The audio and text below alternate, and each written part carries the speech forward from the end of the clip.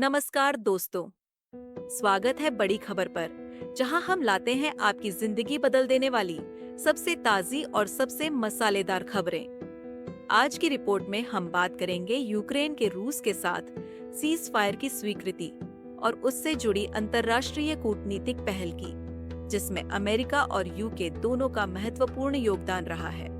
चलिए विस्तार से जानते हैं कि कैसे इस समझौते से युद्ध को अंत करने की दिशा में एक बड़ा कदम बढ़ाया जा रहा है।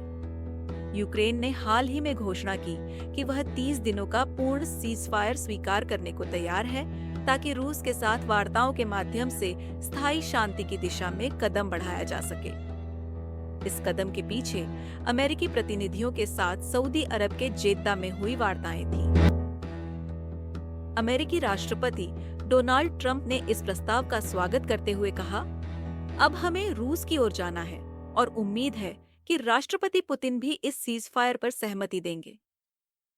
ट्रंप ने यह भी जोर देकर कहा कि युद्ध को रोकना बहुत जरूरी है, क्योंकि दोनों ओर हजारों सैनिक और नागरिक हताहत हो रहे हैं। US secretary of state Marco Rubio ने भी इस समझौते की सराहना करते हुए कहा कि यूक्रेन की तत्परता से स्थायी शांति के करीब कदम बढ़ा लिया गया है और अब गेंद रूस के पास है। यूके ने भी इस प्रक्रिया में अहम भूमिका निभाई है और British national security adviser Jonathan Powell ने यूएस, जर्मन और फ्रांसीसी अधिकारियों के साथ मिलकर एक प्रस्ताव तैयार किया, जिसे यूक्रेन ने स्वीकार कर लिया। और यूके की इस कोशिश ने यह सुनिश्चित किया कि अब रूस के पास गेंद है, यानी कि रूस से उम्मीद की जा रही है कि वे भी सीजफायर पर सहमत हों और गंभीर वार्ताओं का मार्ग प्रशस्त करें। इन वार्ताओं के बाद यूएस ने यूक्रेन के साथ खुफिया जानकारी साझा करना और सुरक्षा सहायता भी फिर से शुरू कर दी है। रूस ने फरवरी 2022 में यूक्रेन पर पूर्ण पैमाने पर आक्रमण किया था, जिससे अब तक लाखों नागरिक प्रभावित हुए हैं और युद्ध ने भारी मानवीय और आर्थिक नुकसान पहुंचाया है।